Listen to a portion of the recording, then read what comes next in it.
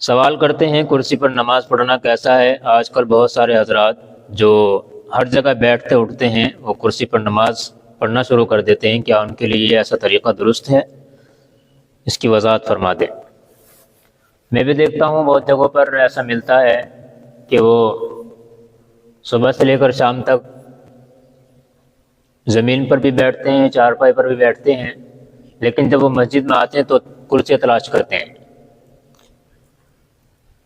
بہت بڑی مجبوری، کسی کے اندر کمر جھکانے کی طاقت نہیں ہے، اس کے گھٹنے کام نہیں کر رہے ہیں، تو اس وقت تمہیں کرسی کی اجازت ہے۔